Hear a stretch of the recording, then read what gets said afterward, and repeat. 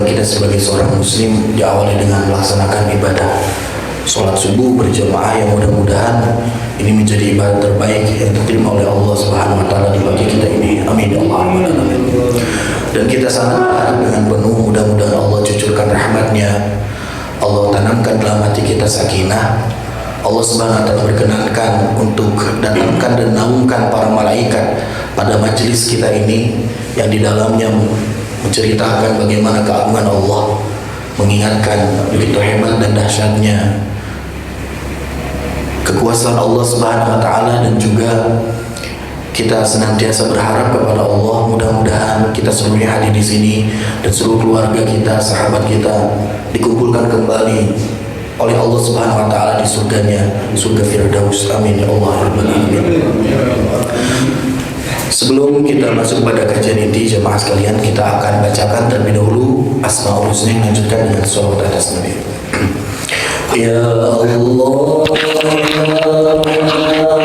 ya Rahim, ya Malik, ya Quddus, ya Salam, ya Mu'min, Muhaimin, ya Aziz, ya Jabbar, ya Mutakabbir, ya Khaliq, ya Bari, ya Musawwir, ya Ghaffar, ya Qahar, ya Wahhab, ya Razaq, ya Fatah, ya Alim, ya Qabid, ya Basid, ya Khafid, ya Rafi', ya Mu'iz, ya Mudhil, ya Sami', ya Basir, ya Hakam, ya Adl, ya Latif, ya Khabir, ya Halim, ya Azim, ya Ghafur, ya Syakur, ya Ali, ya Kabir, ya Hafid, ya Muqit, ya Hasib, ya Jalil, ya Karim, ya Raqib, ya Mujib, ya Wasi', ya Hakim, ya Wadud, ya Majid, ya Ba'ith, ya Syahid, ya Haqq, ya Wakil, ya Qawi, ya Matin, ya Wali, ya Hamid, ya Muhsin, ya Mubdi, ya Mu'id, ya Muhyi, ya Mumit, ya Hayyu, ya Qayyum, ya Wajid, ya Majid, ya Wahid, ya Ahad, ya Samad, ya Qadir, ya Muqtadir, ya Muqaddim, ya Muakhir, ya Awwal, ya Akhir, ya Zahir, ya Batin, ya Wali, ya Muta'ali, ya Bar, ya Tawwab, ya Muntaqim, ya Afu, ya Rauf, ya Malikul Mulki, ya Dzul Jalali wal Ikram, ya Muqsid, ya Jami', ya Ghani, ya Mughni, ya Mani', ya Dhar, ya Nafi', ya Nur, ya Hadi, ya Badi', ya Baqi, ya Warith, ya Rashid, ya Sabur, ya Allah, ya Allah. Allahumma salli salatan kamilatan wa salama taman ala sayyidina Muhammadin alladhi tanhallu bihi al-'uqadu wa tanfariju bihi al-kurabu wa tuqadha bihi al-hawaiju wa tunalu bihi ar-raghaibu wa husnul khawatimi wa yustasqal ghamamu biwajhil karim wa ala alihi wa sahbihi fi kulli lamhatin wa nafasin bi'adadi kulli ma'lumin lak. Allahumma salli wa sallim wa barik alaih. Alhamdulillah, pembacaan Asmaul Husna dan juga salawat telah kita bacakan bersama jemaah. Kita akan lanjutkan kembali anja kita, kajian rutin yang sempat terjeda beberapa waktu, yakni kajian fikih. Ya, insyaallah kalau ada kesempatan kita bisa laksanakan fikih dan juga kajian tafsir secara terpisah. Kalaupun misalkan tidak ada slot waktu, saya mohon izin untuk hari Sabtu saya akan gilir kajiannya. 1 minggu, 1 pekan kajian tafsir juz amma. Nah, minggu berikutnya itu kajian fikih agar tidak tertinggal kajiannya jemaah. Baik, ikhwatul iman rahimakumullah. Sebelumnya pada kajian fikih kita sudah bahas mengenai bab mukadimah tentang Jumat ya. Bagaimana keutamaan Jumat yang diungkap oleh Rasul sallallahu alaihi wasallam. Apa saja sunnah-sunnah yang harus kita lakukan dan anjuran-anjuran yang begitu mulia, yang begitu besar pahalanya ketika kita bisa menunaikannya. Di antaranya adalah ingat Sayyidul Ayyam, pemimpinnya hari itu adalah hari Jumat. Nabi Muhammad SAW menyebutkan banyak satu peristiwa besar, satu momen dengan momen yang lainnya yang menggambarkan begitu dahsyatnya hari Jumat dibandingkan hari-hari yang lainnya. Di mana diciptakannya Nabi Adam, ditempatkan Nabi Adam di surga, diturunkan Nabi Adam ke bumi, diterimanya taubat Nabi Adam, itu seluruhnya bertepatan waktunya dengan hari Jumat. Bahkan ada satu hadis yang membuat kita terasa terngiang-ngiang selalu. Yang pertama apa? Jumat adalah hari yang dipilih oleh Allah Subhanahu wa taala sebagai hari terakhir. Berakhirnya kehidupan di dunia ini itu tepat terjadi pada hari Jumat. Wa fiha sa'atun, kata Nabi, pada hari Jumat pun itu akan terjadi sa'ah, kiamat. Itu terjadi hari Jumat. Telah kita bahas makna hari Jumat terjadinya kiamat seperti apa. Ya, jadi seakan-akan nggak sinkron nih.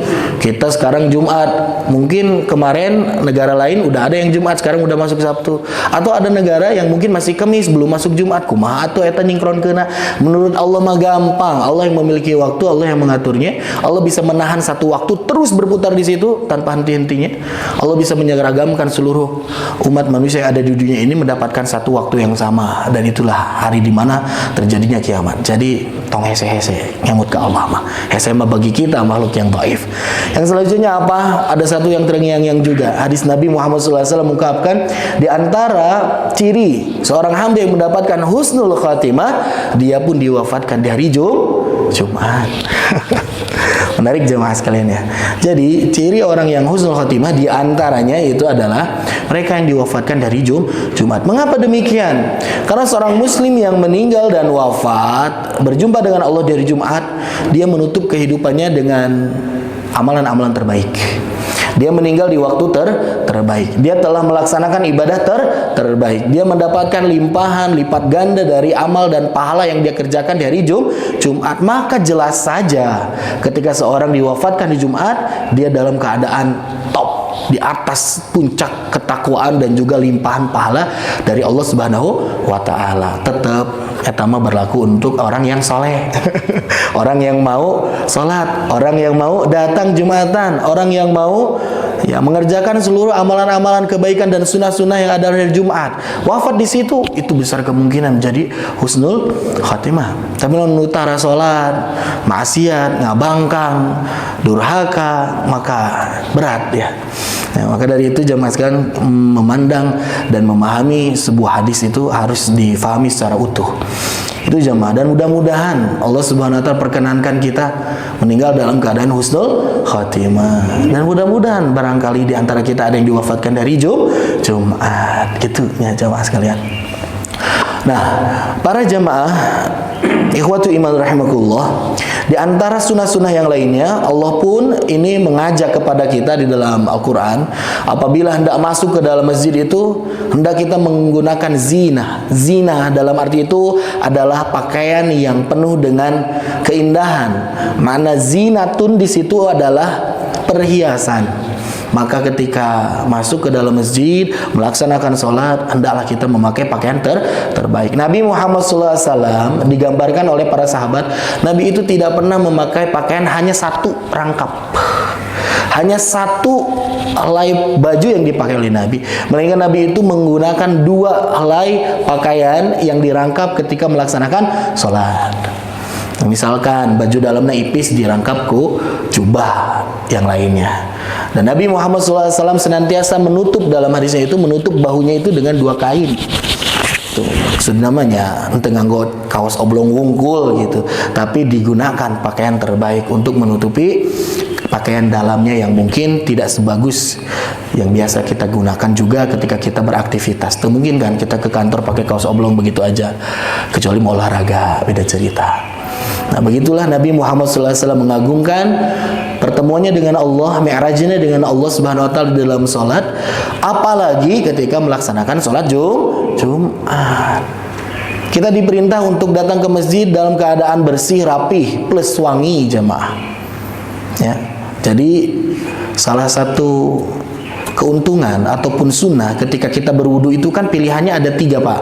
Maknanya apa? Maksudnya itu ketika kita mengambil air, membersihkan anggota badan demi anggota badan yang lainnya, itu bisa dengan 3 cara. Pertama, cuman 1 kali cedukan, sekali ngabanjurna cukup. Itu mencukupi asal seluruhnya terbasahi, tercuci. Ya, seluruhnya itu tidak ada yang bagian yang tertinggal terkena oleh air wudu kita. Bisa 2 kali, bisa sampai 3 kali. Dan paling afdal itu Nabi Muhammad SAW selalu melakukannya. Kalau memang airnya banyak itu selalu disempurnakan. Bahkan Nabi Muhammad SAW ketika berwudu pun dengan wungkul cukup pada bagian-bagian inti, batas minim. Itu enggak dilakukan oleh Nabi. Contoh, ketika tangan itu dibasuh, tangan kita itu dicuci, tangan kita dari ujung jari sampai ke itu namanya Pak? Siku. Nah, Nabi itu tidak hanya sampai siku jemaah, tapi dilebihkan dari siku. Nah, jadi sakieu sampean ilal ka'bain, ilal marafiq, ilal ka'bain itu sampai ke ugel-ugel tenonnya mata kaki. Nah, Nabi Muhammad SAW lebihkan ketika mencuci kaki itu sampai ke atasnya. Nah, itu selalu dilakukan oleh Nabi Muhammad SAW. Enggak pada batas yang minim gitu.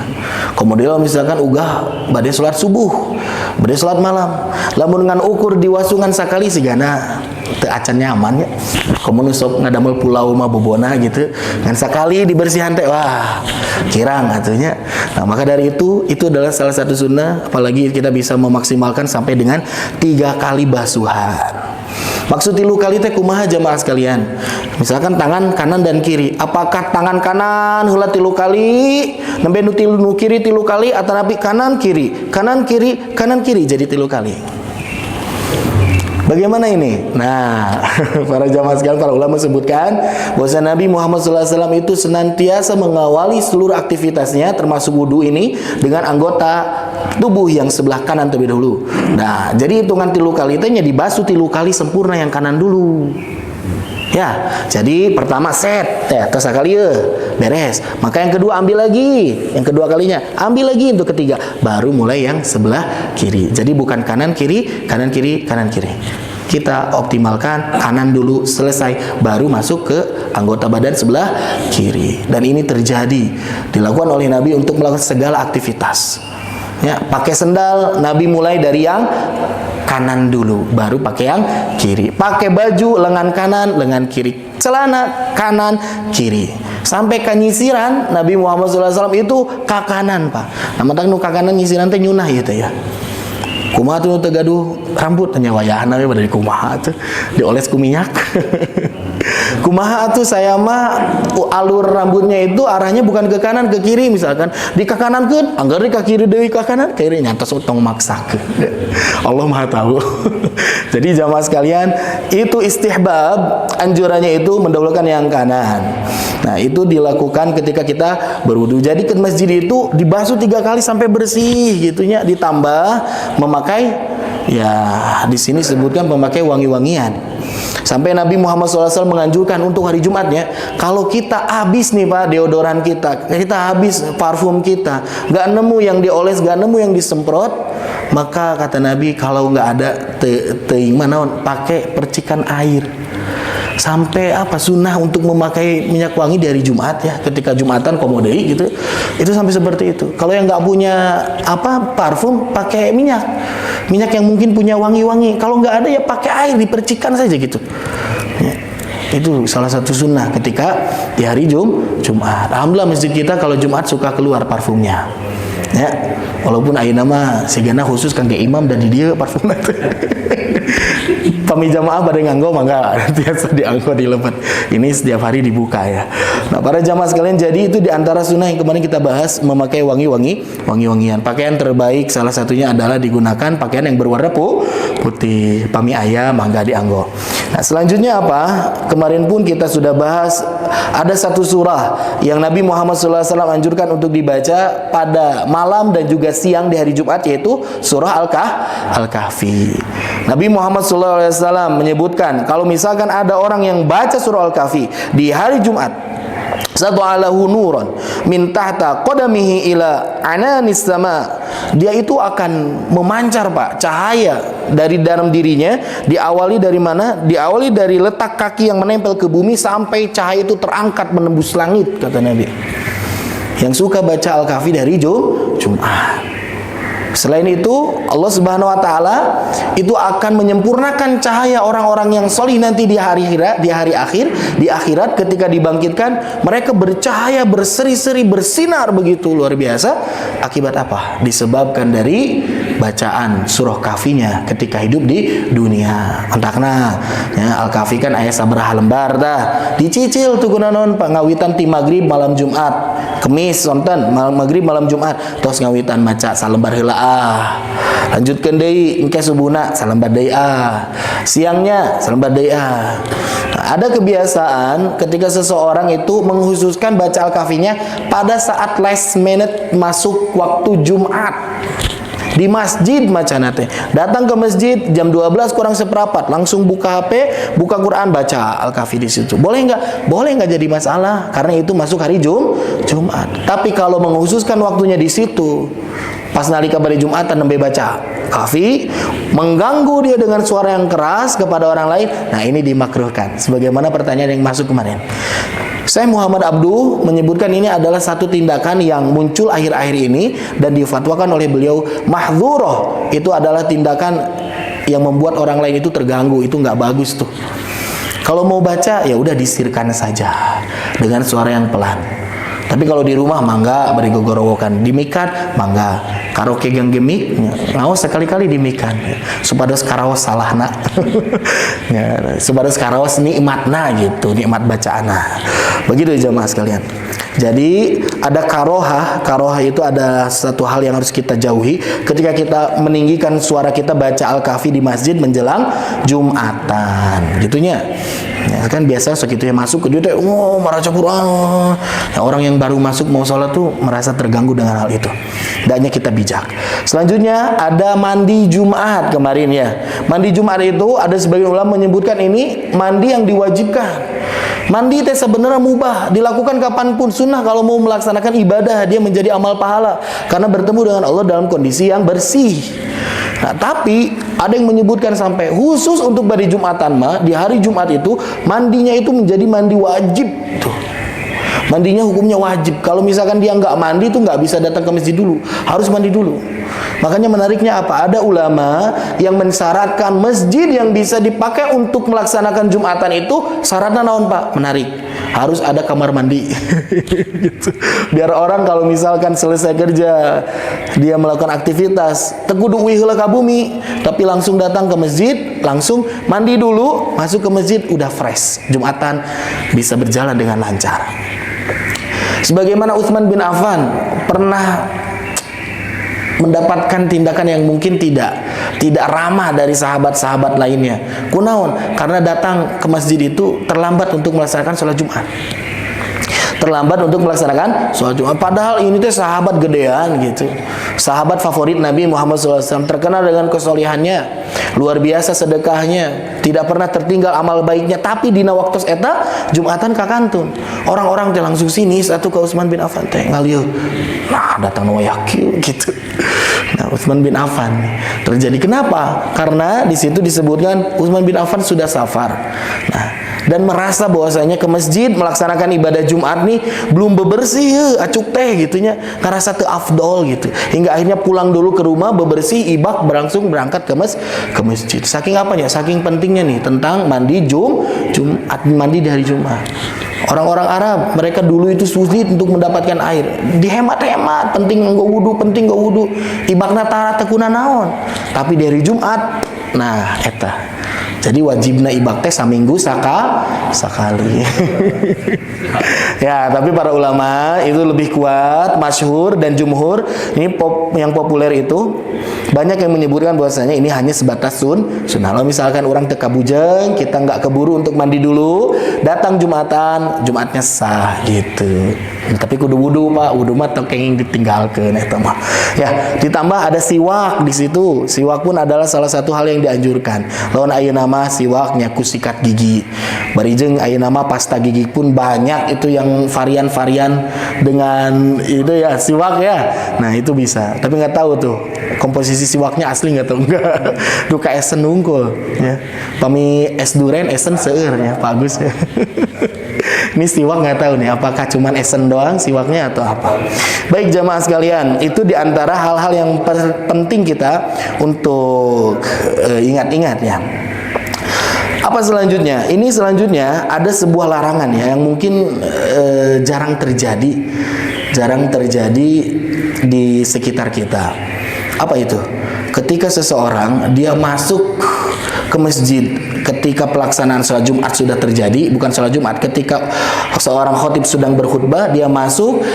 Nah, kata Nabi Muhammad SAW itu pernah memberikan teguran kepada seorang yang terlambat datang, langsung cari posisi paling depan. Padahal posisinya barisan staf yang depan itu memang sudah agak penuh gitu, tak elongkrang, tapi maksakeun hoyong lebet ke dalam seseleket bahasa kita. Sampai-sampai apa? Sampai-sampai ada seorang sahabat yang dilewati tengkuknya. Ya karena kan tos pinu banyak badai ngalangkung teu tiasa ayeuna dilengkahan gitu tah. Dan mungkin ini jarang terjadi di kita mah. Kita mah malah keun we heula dipayun. Ya, ini penting posisi enak dulu lah kita mahnya. Nah, ini mah cari posisi yang depan, cari lolongkrang padahal tos pinu, sampai-sampai tidak beradab gitu kepada sahabatnya itu. Dan Nabi sedang berkhutbah pada saat itu. Nabi sedang berkhutbah. Setelah itu Nabi Muhammad SAW menyebutkan kepada dia, "Adzaita, engkau itu sudah membuat orang lain itu menjadi terlukai." Dalam arti itu sudah membuat orang lain itu jadi terhusu, tersopan anjeun teh. Katambah anjeun teh telat tong kikituan. Hingga akhirnya dia kembali ke belakang mencari celah di belakang yang masih kosong. Jadi baheula mah vibes-nya itu pada datang ke masjid itu untuk Jumatan tuh cari posisi paling depan terlebih dahulu. Tos pinu ge maksakeun keneh hoyong dipayun. Nah, ieu nama alhamdulillah sami kitu keneh nya. Alhamdulillah. Nah, jadi jamaah sekalian, ada satu adab yang harus kita perhatikan bersama. Kalau masuk udah penuh, jangan maksakeun karunya batur. Kemudian usok terjadi di kita mah apa yang sering kadang terjadi itu ketika mulai sholat. Mulai sholat udah mulai berdiri nih, saf itu kan dirapihkan, ada kosong diisi. Yang kasihan itu apa? Ini yang komat. Yang komat itu dia meninggalkan tempat posisi duduknya berdiri untuk berkomat maju ke depan. Kosong kan dirinya. Diserebet di tukang, set di lebetan. Balik deui nu komat kumaha ieu tos pinuh. Akhirnya sasaleket didinya. Aduh eta tatih ge meuni sakitueun sajengkal gen teu Pak. Takbir kieu Allahu Akbar da sasaleket kabayang lamun atahiyat. Bari jeung gigireun abi atos. Ya, nah itu kadang terjadi. Makanya jangan sekali-kali ya untuk mendapatkan nilai lebih untuk kita berburu pahala di depan sampai membuat gaduh ya orang lain, kasihan. Nah, baik jamaah sekalian, itu diantara adab yang harus kita jaga. Tapi ini dikecualikan naon? Wios ngalangkahan batur ketika orang lain sedang mendengar khutbah. Pertama bagi siapa? Bagi imam yang mungkin dia itu sebelum teng waktu teh kacai heula. Setelah beres kacai kan dia harus ke depan lagi, Pak. Udah penuh nih. Nah, eta ngalengkahan ge itu suatu hal yang diperbolehkan. Da darurat kumaha tuh? Nya, dilengkahan. Teu guna naon? Kecuali engke mimbarna dipindahkeun ka ditu. Da teu mungkin. Dilengkahan itu pertama enggak apa-apa. Yang kedua, melengkahi orang di tempat duduknya, dilengkahan gitunya. Itu enggak apa-apa kalau misalkan posisinya apa? Posisi ada orang yang mungkin udah di saf di situ, dia di depan, dia perlu ke jamban, dia pulang dulu, balik lagi ngalengkahan tah untuk menepati posisi yang masih ada. Tapi kalau misalkan posisinya udah diisi sama orang lain, tong maksakeun. Woi, itu posisi saya. Tadi saya terus didaftar dirinya. Ini kursinya sudah ada nih, buktinya. Nggak bisa, udah biarin aja. Kalau memang sudah terisi. Kalau masih kosong di depan, nah itu nggak apa-apa. Tapi kalau sudah tidak ada tempat di depan, udah nggak ada space lagi, dia memaksakan, itu yang menjadi tercela. Selanjutnya apa aja mas kalian? Selanjutnya ini pun tidak kalah penting untuk kita ketahui bersama. Masyru'iyatut tanaffuli qablaha. Apa? Syariat yang berbicara mengenai ibadah-ibadah sunnah, khususnya sholat yang bisa dilakukan, sholat sunnah yang bisa dilakukan sebelum datang waktu Jumat. Yusannu tanaffulu qabla al-jum'ati ma lam yakhrujul imam. Yang pertama, disunahkan bagi orang yang datang ke masjid hendak melaksanakan Jumat masih ada space waktu sebelum ngong adan, sebelum ada khotib yang naik mimbar, maka dia bisa disunahkan melaksanakan ibadah sholat sunnah. Sakumaha, mangga, sepanjang apa? Sepanjang imamnya belum keluar, belum masuk, belum naik mimbar, silakan. Sholat deui beres, sholat deui terus. Berapa rakaat? 2 rakaat yang bisa dilakukan terus menerus. Dibatasi oleh waktu. Waktunya berhenti ketika imamnya naik mimbar. Dan fayukafu anhu ba'da khurujihi.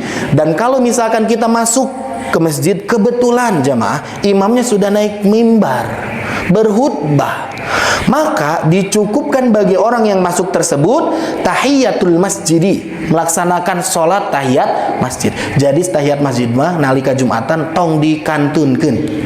Walaupun kita datang setelah ngong adan ataupun ketika sudah datang khotib berkhutbah, maka tetap samemeh sebelum gek dulu, sebelum duduk mencari posisi, kita sholat dulu 2 rakaat jemaah. Ini diungkap seperti itu. Fa inna tusolli athna al-khutbah ma'a tahfifiha. Tapi ingat, ada catatannya. Salat 2 rakaat tahiyatul masjid tersebut dilakukan dengan ringan. Illa idza dakhala fi awakhiril khutbah. Ini lengkap sekali penjelasan. Ini pun tidak bisa dilaksanakan. Ketika apa? Ketika masuk Bapak ke sini, dapat menyebutkan ibu mata ayeuna Jumatannya, bapak-bapak lebet nalika khutbah tos masuk khutbah kedua tos bade ngadoa. Nyapanya sekali deui lebet ka dieu lihat-lihat gelagat-gelagat khotib itu udah mau menutup khutbahnya, maka jangan sholat tahiyatul masjid. Nyapanya? Jadi ketika masuk lihat nih, wah ieu mah nembe mulai khutbahna, mangga tahiyatul masjid. Ieu sigana jauh keneh ieu, masih pembahasan keneh, mangga silahkan. Ketika masuk ini udah khutbah kedua, udah gitu udah mau menutup, udah gitu mau doa, tong maksakeun salat 2 rakaat tahiyatul masjid. Jangan. Sudah, duduk saja, ikut berdoa, mengaminkan doanya khatib. Begitu jemaah sekalian. Nah, selanjutnya apa? Para ulama ini mengklasifikasi beberapa hadis yang berkaitan dengan amalan tersebut. Pertama, Ibnu Umar radhiyallahu anhuma, mohon maaf, annahu kana yutilu sholata qabla al-jum'ah. Beliau itu memanjangkan rakaat, terus-menerus mengisi waktu luangnya ketika datang Jumat, ya, ketika sebelum waktunya mulai, beliau itu terus memanjangkan salatnya. Wa yusalli ba'daha raka'ataini wa hadithu anna Rasulullah sallallahu alaihi wasallam kana yaf'alu dzalik. Dan ketika dilihat oleh orang lain teh, misalkan kalau kita datang ke sini jam 11, Pak. Dan itu sholat 2 rakaat, beres sholat 2 rakaat, berdiri lagi, sholat lagi, terus sholat lagi. Sampai sahabatnya bingung, ini teh kunaon gitu, sholat deui gitu. Nah, hingga akhirnya beliau mengungkapkan sebuah pernyataan Ibnu Umar itu, karena Rasul sallallahu alaihi wasallam yaf'alu dzalik. Rasul pun pernah melakukan ini dan Nabi pun ini terus melakukan ini, gitu. Nabi itu sebagai imam berarti ya. Imam pun sama. Sebelum dia itu bertindak sebagai khatib, nah, di sini kenehnya, maka terus melaksanakan sholat sunnah. Yang kita kenal sholat sunnahnya namanya apa tuh, Pak? Ya, gampang, nama mutlak. Tapi ada sebagian ulama menyebutkan sholat sunnahnya namanya sholatul intidhor. Intidhor teh tina hartosna teh ngantosan, menunggu, sholat menanti datangnya Jumat. Intidhor. Kalau misalkan diniati sholat mutlak, mangga, yang jelas di situ ada space untuk kita memaksimalkan ibadah sholat sunnah. Saya mau baca Quran, mangga silahkan. Baca kafian tak acan beres, silahkan. Tapi kafi bisa dibaca sepanjang hari di hari Jumat. Pagi bisa, subuh bisa, siang bisa, sore bisa. Tapi sholat intidhor hanya ada di waktu tersebut.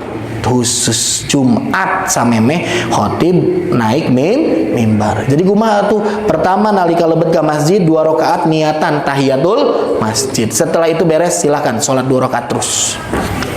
Ya, mutlak atau sholat intidhor. Itu jamaah sekalian.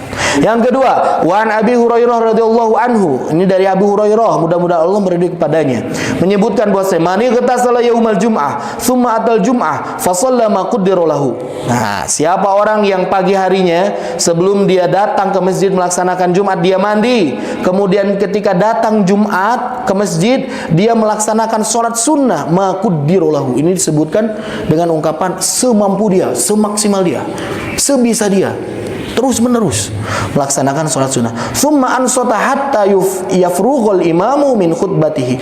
Kemudian sudah datang nih khutbah itu udah mulai, kemudian semuanya harus diam, selesailah sholat sunnah itu waktunya. Summa yusalli ma'ahu ghufira lahu ma bainahu wa bainal jum'atil ukhra fadla 3 ayyam.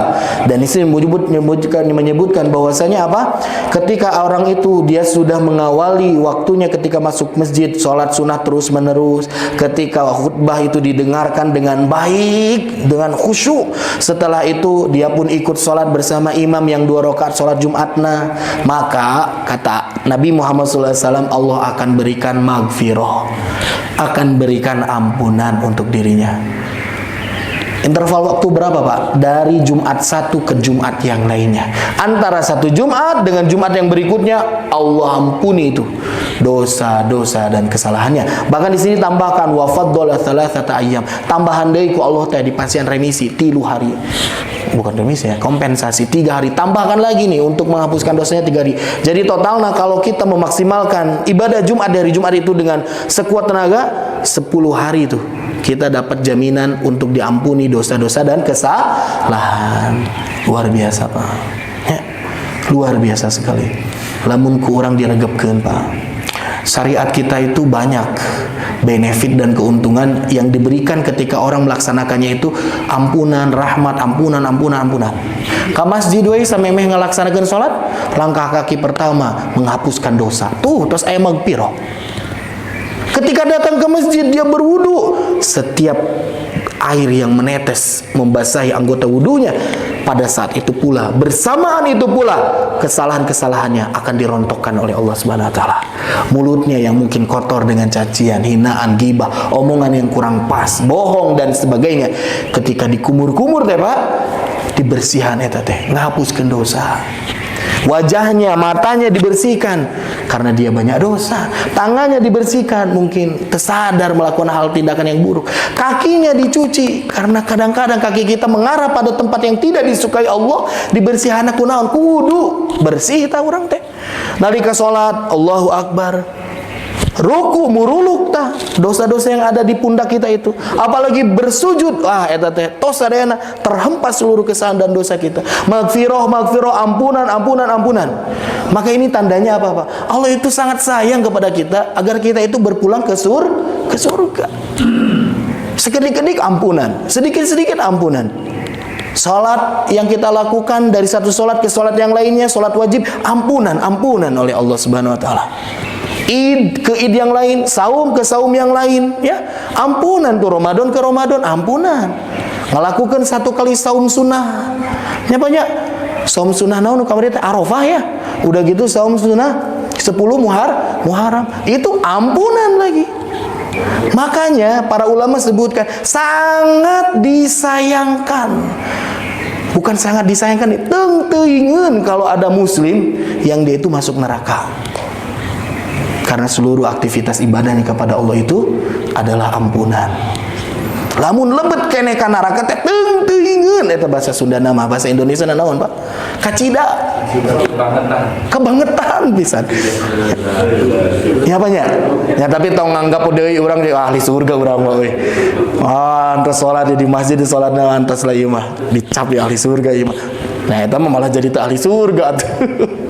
Ya, ku sombong. Nah, jadi jamaah sekalian, sebetulnya Allah itu sangat sayang kepada kita. Datangkan Jumat itu sebagai penggugur dosa mingguan untuk kita, jamaah sekalian. Ya Allah, ya Rabb. Yang terakhir, yang ketiga, wa an Jabir radhiyallahu anhu qala dakhala rajulun yaumal jum'ah. Ini diceritakan ada seorang laki-laki masuk ke dalam masjid di hari Jumat. Ya, nalika Nabi Muhammad SAW yakhtub. Nabi itu udah masuk ke podium mimbar, udah berdiri di atas mimbar, sudah mulai berkhutbah. Kemudian apa? Faqala, Nabi itu tiba-tiba bertanya kepada seorang laki-laki itu. Dia tetes bari milarian tempat cali gitunya. Luak liuk masuk masjid teh, hingga Nabi Muhammad SAW menghentikan sejenak khutbahnya, bertanya kepada orang itu. Naros ieu nalika jadi khotib. Di kita makan henteu nya. Ini mana naros Nabi? Sholaita? Tos salat teu acan anjeun, kata Nabi itu. Qala la, aku belum salat ya Rasulullah. Qala fa sholli rakaataini. Nabi memerintahkan kepada dia di atas mimbar ketika berkhutbah, sok atuh pami kitu mah salat 2 rakaat heula samemeh calik. Inilah yang menguatkan kepada kita bahwa kalau masuk masjid di hari Jumat, walau imam sudah berkhutbah, maka ketentuan tahiyatul masjid tetap dilaksanakan. Ya banyak 2 rakaat. Ya pami misalkan ditaros tos salat teu acan anjeun, atos salat deui 2 rakaat. Ya eta mah beda cerita, da atos salatnya, atos lamun tos salat mah atos we caliknya. Nah, jadi di sini ada juga sebuah informasi yang kita dapatkan bahwasanya khotib memiliki wewenang secara langsung untuk menegur, mengingatkan, memerintahkan kepada audiensnya, kepada mustami'nya, kepada orang-orang yang hadir sebagai jamaah dan makmumnya. Tapi itu tidak diberikan kewenangan bagi sebagai seorang makmum, sebagai mustami mengingatkan kepada orang lain, itu nggak ada wewenangnya. Misalkan di Pengker ribut wae Pak. Nah, kita nih sebagai mustami, apalagi kita sebagai mungkin qayyimul masjid, pengurus masjidnya nggak enak segala macam. Akhirnya berdiri, ini khutbah ya, katukang, gararandeng teuing, cari cing. Ulah teu gaduh wewenangna. Malah ngaruksak kangge ibadah Jumat anjeunna nyalira. Dia akan merusak ibadah Jumatnya sendiri. Kata Nabi Muhammad SAW, kalau misalkan ada orang yang berisik gitu, jangan nyebutin kepada orang itu, berisik, udah diam. Jangan, karena orang yang mengingatkan pun dia akan mendapatkan apa? Mendapatkan kekurangan atau ketidaksempurnaan dari ibadah Jumat. Yang punya wewenang itu khotib. Sebagaimana Nabi Muhammad Sallallahu Alaihi Wasallam lakukan itu. Gambarannya seperti itu, jemaah sekalian.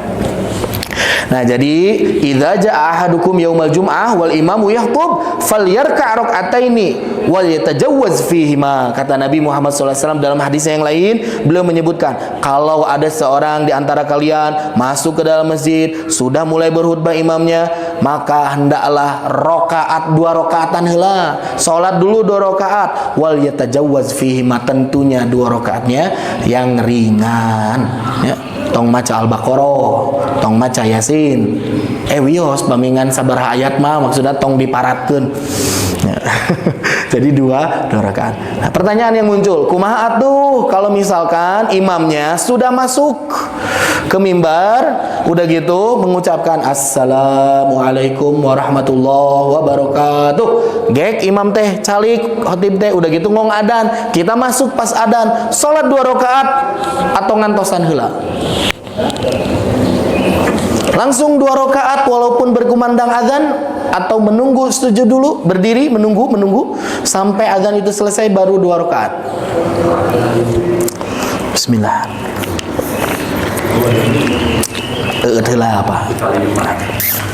Ya, baik jamaah sekalian, ketika kita masuk ke masjid sedang dikumandangkan azan, maka jawab dulu azannya, karena itu adalah waktu yang khusus. Sedangkan melaksanakan rakaat yang tahiyatul masjid itu bisa dilakukan sepanjang imam masih berkhutbah, bahkan waktunya masih panjang. Maka ada sunnah yang bisa kita dapatkan. Kalau misalkan masuk adzan sholat, berarti kita ada satu sunnah yang terlewatkan, yaitu menjawab adzan. Jangan salah Pak, menjawab adzan itu keuntungannya luar biasa di sisi Allah Subhanahu Wa Taala. Orang yang suka menjawab adzan, dia itu diberikan hak untuk masuk ke surga dari pintu arah mana saja yang dia inginkan. Tah gitu. Ngajawabna bari gogoleran di bumi keneh kumaha tuh. Ya, wallahu alam. Yang jelas ketika orang bersungguh-sungguh datang ke masjid, ya nalika adzan dia menjawab, insya Allah itu adalah satu sunnah yang bisa dilakukan, mendapat pahala yang besar. Jadi masuk ke sini ngong adzan, tunggu dulu, jawab dulu adzannya. Beres adzan ngadoa heula, doa beres adzan teh. Allahumma rabb hadhihi da'wati tammah itu dibaca dulu. Udah gitu, beres ngadoa, nembe Allahu akbar. Imam khutbah nggak jadi masalah.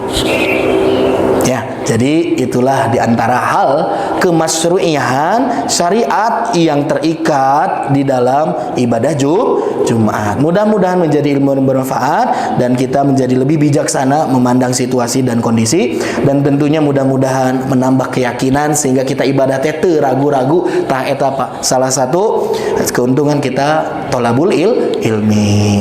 Baik, saya rasa cukup. Apabila ada yang ingin menambahkan atau bertanya mengenai hal ini, waktu dan tempat dipersilakan.